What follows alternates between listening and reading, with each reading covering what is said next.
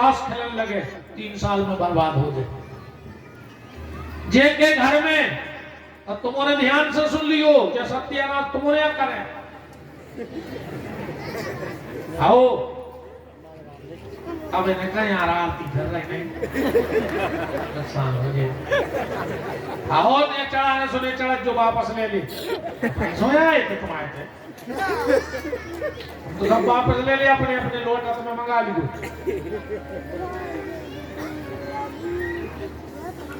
या तो टेंशन ही नहीं बची जिंदगी में। अब मुर्दे को प्रभु देते हैं लकड़ी कंडा याद, और जीवत नर चिंता करें जिनके बड़े अभाग। जब भगवान ने चोंच दी है तो चुन भी दे है, ऊपर विश्वास तो करो। आज दुनिया पे विश्वास करने 7 दिन हम क्या सुने कि सब माया है, माया छोड़ो माया छोड़ो। फिर हम काय को तुम्हारे हाथ जोड़त है, तुमसे कह रहे माया छोड़ो महाराज, दबावे लगो। बताओ 7 दिन हमें कई बात कह के सबको ऊपर बारो दे, तो हम काय को तुम्हारे हाथ जोड़े, हमें भी ऊपर बार दे। तो तुम दे ही जाओ को वो ने खान देने उनके तो बीमारी दे दे कौन बड़ी सी।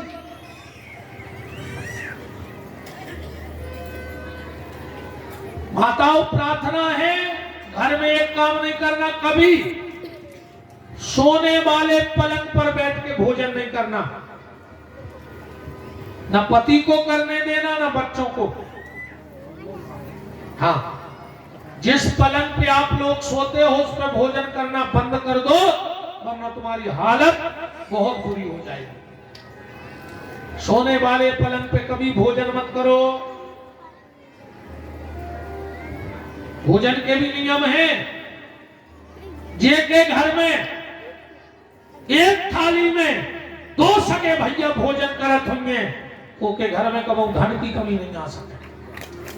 अगर एक थाली में 2 भाई बैठ के भोजन कर रहे तो उसके घर में धन की कमी नहीं आएगी। जो बेटी शादी के पहले अपना जूठा अपने बाप को खिलाती है उसकी अकाल मौत नहीं होती बाप की। इसलिए बेटा अपने पापा को अपना जूठा खिलाया करो, कभी कभी अपने पापा को अपने साथ रोटी खिलाया करो। जो बेटी का जूठा खाता है बड़े से बड़े अल्प भी वो आदमी की तर जात है। और जे के घर में पति पत्नी एक थाली में बैठ के भोजन कर रहे हैं, वो के घर में भाव भाई की कमी नहीं आ सकती। पति पत्नी को एक थाली में बैठ के भोजन न करो चच्चे, मनो अब तो दादा अरे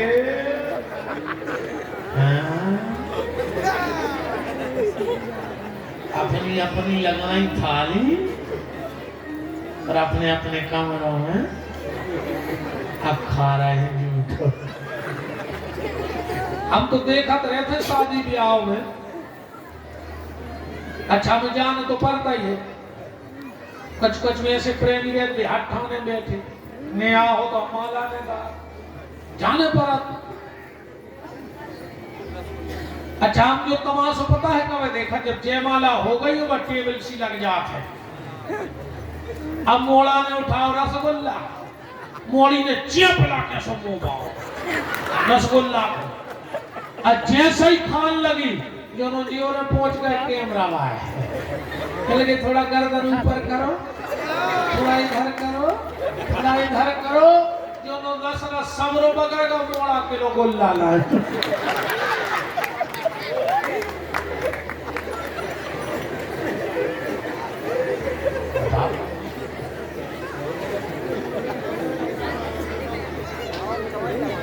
बात चल रही थी कलश की, ये पंडित जी कहते सांगाय सपरिवाराय सावधाय सशक्तिकाय आयु करता। हे वरुणदेव इस घर में जाओ, अगर कोई अलग भी हो तो वो भी चल जाए। आयु करता, क्षेम करता, शांति करता, तुष्टि करता, पुष्टि करता, वर दो भव। अगर किसी यज्ञ का कलश आपको मिल जाए उसको आप घर ले जाओ, उसके गले में जो धागा बंधा होता है उसको निकालो, ध्यान से सुनते जाना, उसको निकालो और जो आम के पत्ते उसका बंधन बारा बना के घर के पहले दरवाजे पे टांग दो उसको। उसमें जो जल है वो पूरा जल अपने घर में सींचो। एक गलती और न करियो, आदमी तीरथ को जल कहां से सींच वो चालू करत घर के दरवाजे से, अब भीतर घुसी चल जा, जितनी अलाय बलाय है वह भीतर ही बैठी, अब बन कर नहीं पा रही जल खुला। कभी भी घर में कोई तीर्थ का जल, कलश का जल छिड़को तो भीतर से नंबर लगाओ, भीतर से छिड़कते छिड़कते बाहर आ जाओ, सारी अलाय बलाय घर के बाहर हो जाएगी। सारी अलाय बलाय घर के बाहर हो जाएगी। और उस कलश को ध्यान से सुनना, जो कलश तुमने मिला है उसमें गेहूं भर के अपने भोजनशाला, आजकल तुम लोगों की भाषा में बोले पर किचन में, किचन माने जहां दिन भर किच किच किच किच, सास बहू में किच किच, तो किचन भोजनशाला में रखो, उसमें गेहूं भर के। जब तुम्हारे घर में कोई कथा पूजा भागवत हो गए तो उस कलश का गेहूं गैया को खिला दो, अब फिर उसी कलश को पूजा में रखो। पूजा हो जाए, कलश सुखा के फिर गेहूं भर के धर दो। एक दिन वो कलश ऐसा सिद्ध हो जाएगा, तुम लोगों ने कथा सुनी होगी, द्रौपदी के पास एक अक्षय पात्र था। वो क्या था? वो एक यज्ञ का ही कलश था जिसे द्रौपदी ने सिद्ध कर लिया था। मुझे अच्छा लगा कि आप अच्छी जानकारी दे रहे थे, और होना चाहिए ऐसे काम, लोगों को पता होना चाहिए। तो बात सिर्फ ये हो रही थी आपसे, ये सबसे पुराण के विषय आए तो हम क्या करें, हमें कही आई। अपन राजा दशरथ के दरवाजे चल गए, कब भगवान ने चाही